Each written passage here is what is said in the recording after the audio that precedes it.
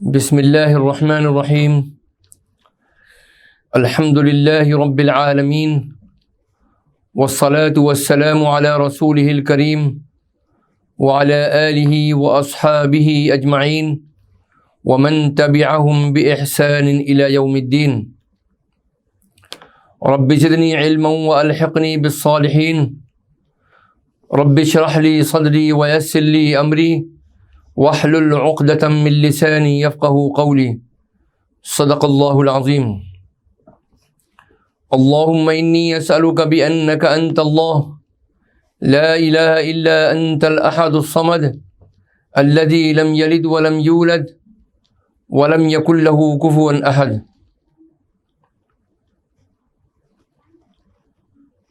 بزرگان محترم، برادران عزیز،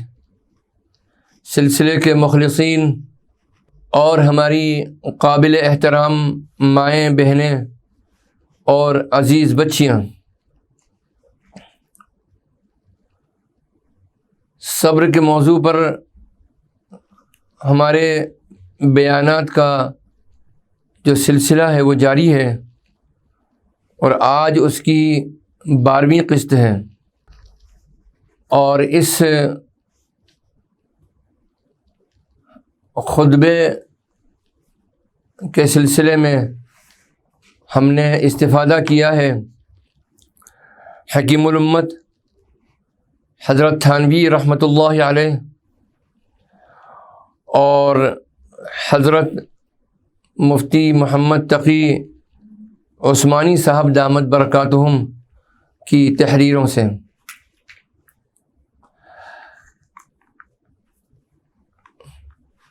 صبر کے حالات کے سلسلے میں جو ہم پچھلے خطبات میں ہم تفصیل بیان کر چکے ہیں، اسی بات کو آگے بڑھاتے ہوئے ہم آپ سے یہ عرض کرتے ہیں کہ انسان اپنی زندگی میں جس طرح کے بھی حالات آزمائش کے اس کو پیش آتے ہیں، ان میں سے ایک حالت بیماری و آزاری کی ہے۔ بیماری کی حالت میں بھی صبر سے کام لینا چاہیے، اللہ تعالیٰ سے راضی رہنا چاہیے، اور اللہ تعالیٰ کے مقدر کیے ہوئے اس فیصلے پر راضی رہتے ہوئے زبان پر شکوہ کے الفاظ یا دل میں کسی بھی طرح کا شکوہ اللہ کی جناب میں نہیں ہونا چاہیے۔ حضرت ابو ہریرہ رضی اللہ تعالی عنہ نبی کریم صلی اللہ علیہ وسلم کا ارشاد نقل فرماتے ہیں کہ آپ نے فرمایا کہ اللہ تعالیٰ ارشاد فرماتا ہے، جب میں اپنے بندے مومن کو آزماتا ہوں مرض کے ساتھ، پھر اپنی عیادت کے لیے آنے والوں کو اس نے میری شکایت نہ کی ہو تو میں اس کو اپنی قید سے آزاد کر دیتا ہوں، یعنی بیماری کے بعد صحت یاب کر دیتا ہوں اور شفا عطا کرتا ہوں، اور پھر اس کے گوشت سے بڑھیا گوشت اور خون سے بڑھیا خون بدلے میں دے دیتا ہوں، پھر وہ اثر-نو عمل کرے، یعنی پچھلے گناہوں کی معافی ہو چکی ہے۔ حضرت ابن عباس رضی اللہ تعالی عنہما سے مروی ہے کہ رسول پاک صلی اللہ تعالی علیہ وسلم نے ارشاد فرمایا، جس کے مال یا جان میں مصیبت پہنچی پھر اس نے اس کو چھپائے رکھا اور لوگوں سے اس کی شکایت نہیں کی، تو اللہ تعالیٰ پر واجب ہے کہ اس کی مغفرت فرمائے۔ حضرت سنجرہ رضی اللہ تعالی عنہ سے مروی ہے کہ رسول پاک صلی اللہ تعالی علیہ وسلم نے ارشاد فرمایا، جس شخص کو دیا گیا ہو اس نے اس پر شکر کیا اور اس کو آزمایا گیا ہو تو اس نے صبر کیا اور اس نے ظلم کیا تو استغفار کر لیا اور اس پر ظلم کیا گیا ہو تو معاف کر دیا، پھر اللہ کے رسول صلی اللہ علیہ وسلم نے سکوت فرمایا، یعنی خاموشی اختیار فرمائی۔ لوگوں نے عرض کیا یا رسول اللہ اس کو کیا اجر ملے گا؟ آپ صلی اللہ علیہ وسلم نے ارشاد فرمایا اولئک لہم الامن وہم مہتدون، اور یہ قرآن کریم کی آیت بھی ہے، ایسے ہی لوگوں کے لیے ہے دل جمعی اور یہی لوگ راہ یافتہ ہیں۔ مصیبت کے وقت کف افسوس ملنا یہ شریعت کے منصب اور شریعت کی روح کے خلاف ہے۔ ایک آدمی نے حضور پاک علیہ الصلاۃ والسلام سے دریافت کیا کہ مصیبت کے وقت کون سی چیز اجر کو ضائع کر دیتی ہے؟ رسول اللہ صلی اللہ علیہ وسلم نے ارشاد فرمایا جزع و فضع کرنا، یعنی بے صبری کا مظاہرہ کرنا۔ تو معلوم ہوا کہ بے صبری کا مظاہرہ کرنے سے صبر کرنے والے کا اجر بھی ضائع ہو جایا کرتا ہے، جو کہ صبر کرنے کے نتیجے میں اس کو ملتا۔ حضور نبی کریم علیہ الصلاۃ والسلام نے ارشاد فرمایا تحقیق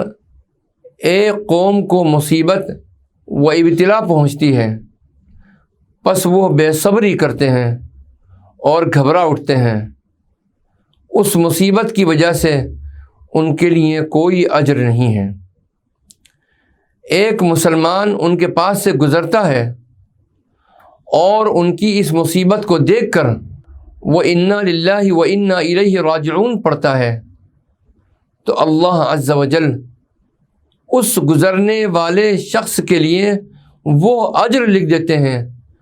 جو ان لوگوں کو جو کہ مصیبت زدہ ہیں ان کو اس مصیبت پر اللہ اجر عنایت فرماتے ہیں۔ وہ اجر اللہ تعالیٰ انا للہ و انا الیہ راجعون پڑھنے والے کو عطا فرما دے گا۔ رسول پاک صلی اللہ تعالیٰ علیہ وسلم نے ایک موقع پر ارشاد فرمایا جب اللہ تعالیٰ کسی قوم سے محبت فرماتے ہیں تو ان کو مصائب میں مبتلا فرما دیتے ہیں۔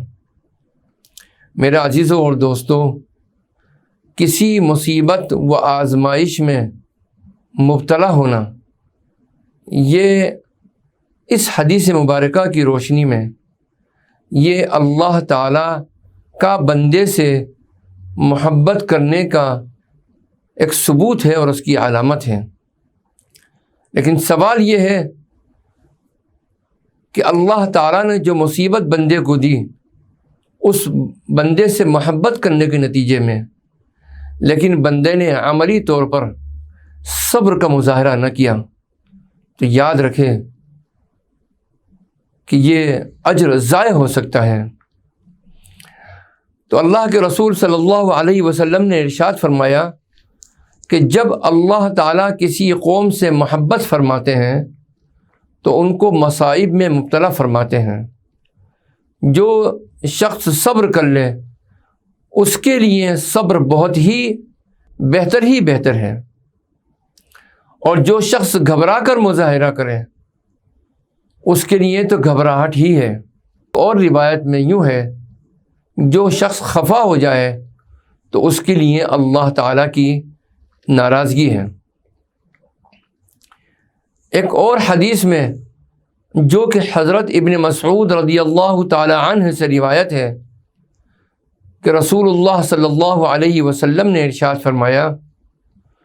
وہ شخص ہم میں سے نہیں ہے جو منہ پیٹے اور گریبان پھاڑے اور جاہلیت کے نعرے لگائے۔ ایک موقع پر ایک آدمی نے حضور پاک صلی اللہ تعالیٰ علیہ وسلم سے دریافت کیا کہ مصیبت کے وقت کون سی چیز اجر کو ضائع کر دیتی ہے؟ حضور نبی کریم صلی اللہ علیہ وسلم نے فرمایا، آدمی کا اپنے دائیں ہاتھ کو بائیں ہاتھ پر مارنا، یعنی کف افسوس ملنا، اور صبر تو شروع صدمے کے وقت ہوتا ہے۔ الصبر عند الصدمۃ الاولی، جو اللہ تعالیٰ سے راضی ہو گیا اس کے لیے اللہ تعالیٰ کی خوشنودی اور رضامندی ہوتی ہے، اور جو ناراض ہو گیا تو اس کے لیے حق تعالیٰ شأنہ کی ناراضگی ہے۔ جب بندہ بیمار ہو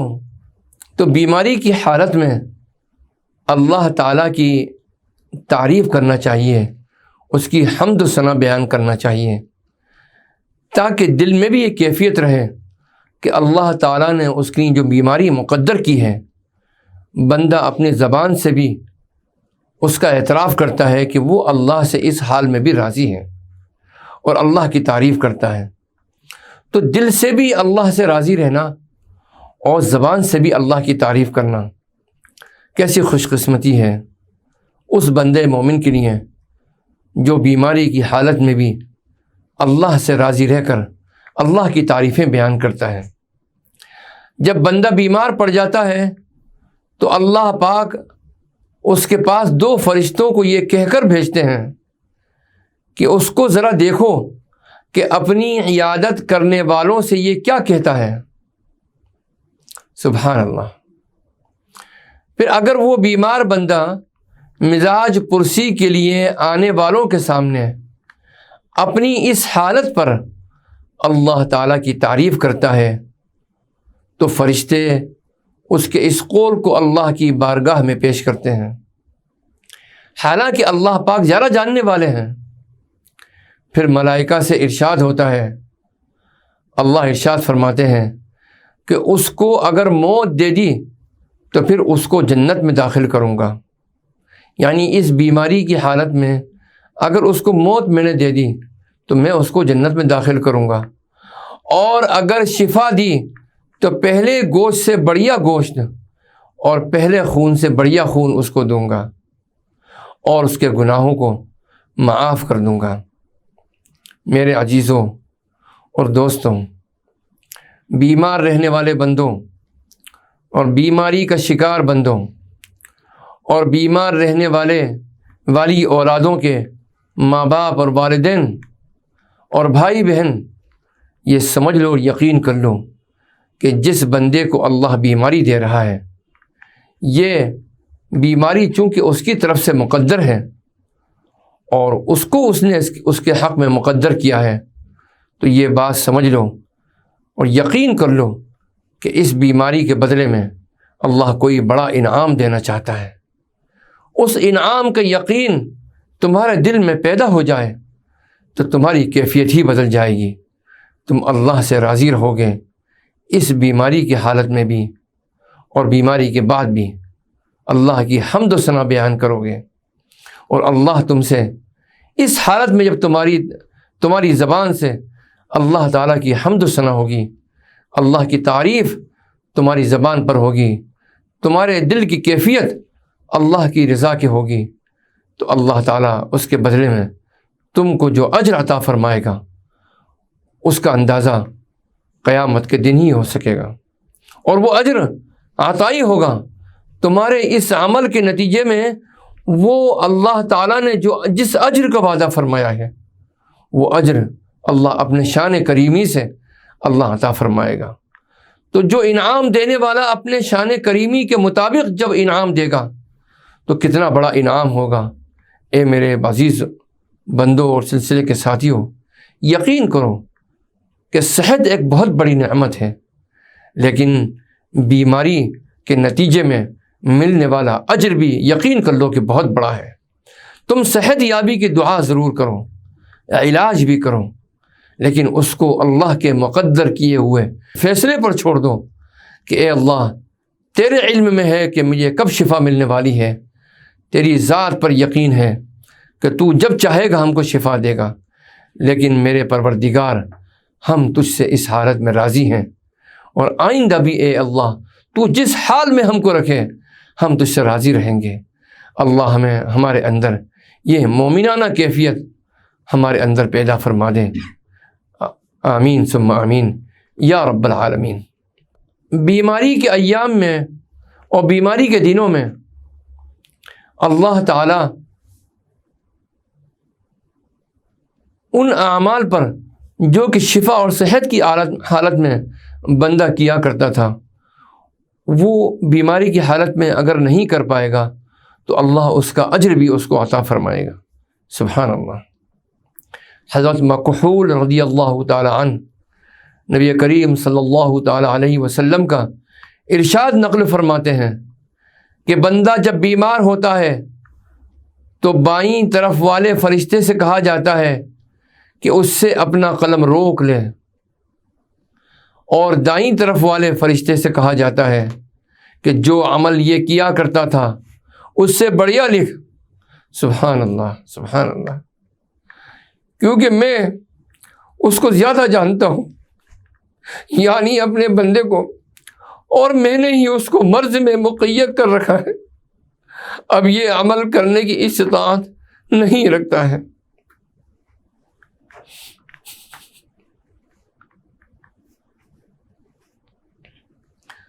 حضرت ابو موسیٰ اشعری رضی اللہ تعالی عنہ نبی کریم صلی اللہ علیہ وسلم کا ارشاد نقل فرماتے ہیں، آپ نے فرمایا جب بندہ بیمار ہو جائے یا سفر پر چلا جائے تو اللہ رب العزت بدلے میں وہ اجر لکھتے ہیں جو وہ صحیح ہونے اور مقیم ہونے کی حالت میں کیا کرتا تھا۔ میرے بندوں، ایمان کی نعمت دولت نے کیسی کیسی نعمتیں ہمیں اور آپ کو عطا فرمائی ہیں۔ اے میرے بندوں، اللہ کے شکر گزار بندے بنو، اللہ تعالیٰ کے مقدر کیے ہوئے ہر مقدر کیے ہوئے فیصلے پر رضا والی کیفیت اپنے دل میں پیدا کرو۔ حضرت امام احمد رحمۃ اللہ علیہ ایک روایت میں الفاظ حدیث یوں نقل فرماتے ہیں کہ حضرت ابن مسعود رضی اللہ تعالی عنہ حضور نبی کریم صلی اللہ علیہ وسلم کا ارشاد نقل فرماتے ہیں، تعجب ہے مومن پر اور بیماری سے اس کی گھبراہٹ پر، اگر اس کو معلوم ہو جاتا کہ بیماری میں کیا کچھ اس کے لیے اجر و انعام ہے تو زندگی بھر بیمار رہنا پسند کرتا۔ پھر رسول اللہ صلی اللہ علیہ وسلم نے اپنا سر مبارک آسمان کی طرف اٹھایا، پھر آپ ہنس دیے۔ عرض کیا گیا کہ یا رسول اللہ، آپ نے کس بنا پر اپنے سر مبارک آسمان کی طرف اٹھایا اور پھر آپ ہنس بھی پڑے؟ حضور نبی کریم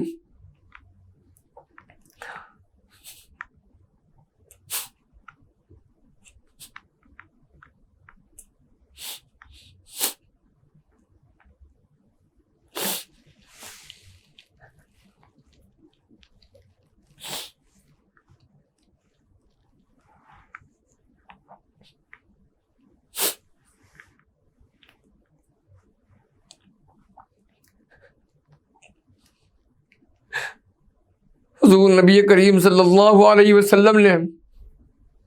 ارشاد فرمایا، مجھے ان دو فرشتوں کو دیکھ کر تعجب ہوا جو اپنے بندے کو اس کی نماز پڑھنے کی جگہ میں تلاش کر رہے تھے، بس اس کو وہاں پر نہیں پایا۔ پھر وہ دونوں فرشتے حق تعالیٰ کی جناب میں لوٹ گئے اور یوں عرض کرنے لگے، اے ہمارے رب،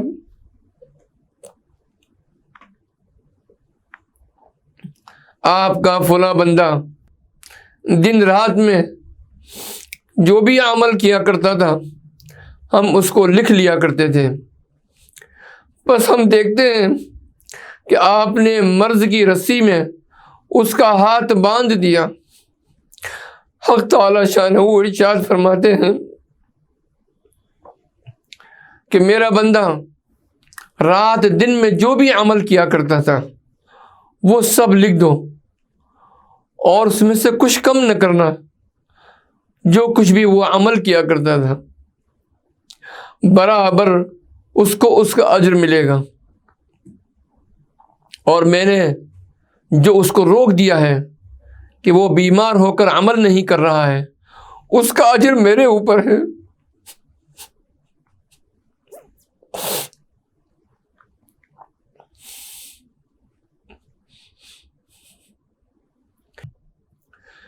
حضرت عبداللہ ابن عمر رضی اللہ تعالی عنہ سے مروی ہے کہ رسول پاک صلی اللہ علیہ وسلم نے ارشاد فرمایا کہ لوگوں میں سے جو بھی آدمی کسی جسمانی مرض میں مبتلا کیا جائے تو حق تعالی شانہ ان پر فرشتوں کو حکم فرماتے ہیں جو اعمال لکھنے پر مأمور ہیں، رات دن میں میرا بندہ جو بھی عمل خیر کیا کرتا تھا اسے لکھتے رہو جب تک وہ میرے بندھن میں ہے، یعنی جب تک وہ بیمار ہے کہ بیماری اس کو عمل سے روکے ہوئے ہے۔ لا الہ الا اللہ۔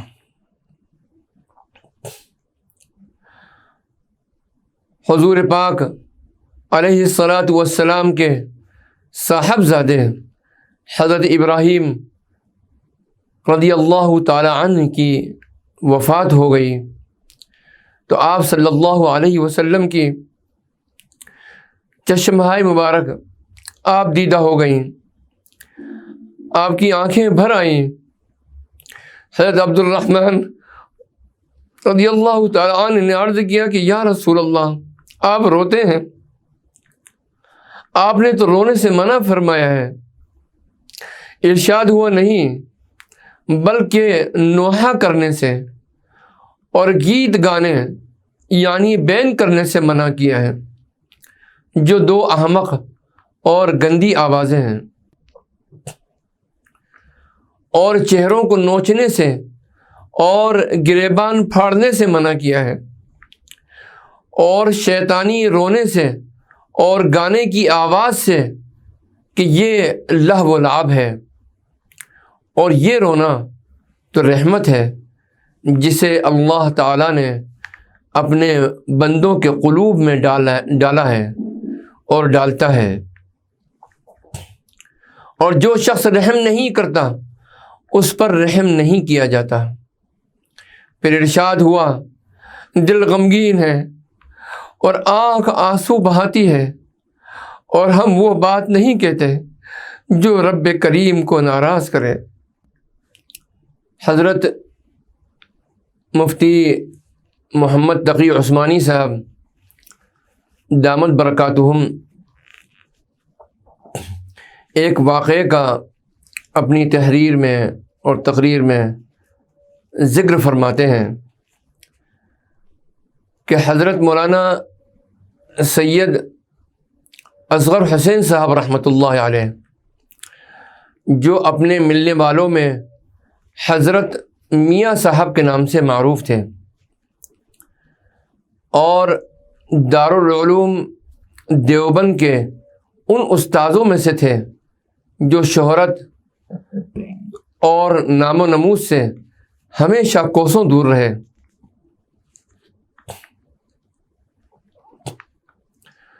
علم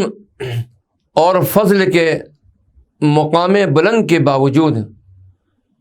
انتہائی سادگی، تواضع اور مسکنت کے ساتھ میں رہا کرتے تھے، اور عالم یہ تھا کہ دیکھنے والا ان کے سراپا میں اس مقام بلند کا اندازہ کر ہی نہیں سکتا تھا۔ وہ دیوبند ضلع سہارنپور کے ایک چھوٹے سے محلے میں مقیم تھے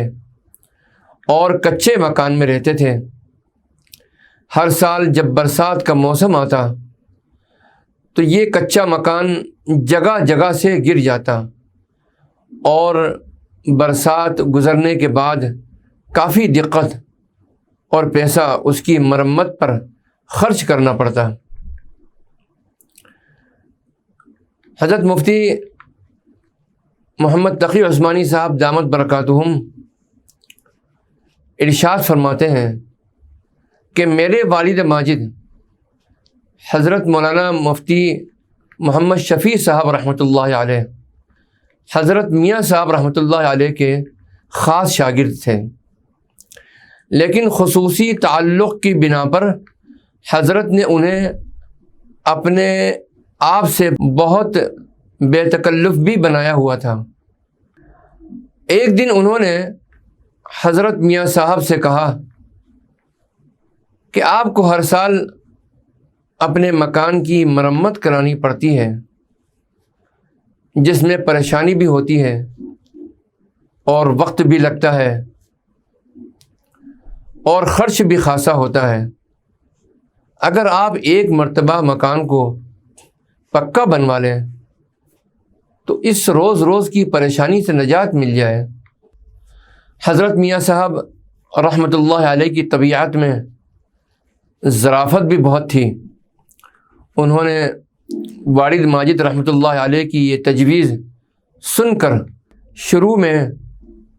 بڑی تعریف و توصیف اور مسرت کا اظہار فرمایا۔ واہ مفتی صاحب واہ، آپ نے کیسی عقل کی بات کہی، ہم نے ساری عمر گزار دی، بوڑھے ہو گئے اور اب تک ہماری عقل میں یہ بات نہیں آئی۔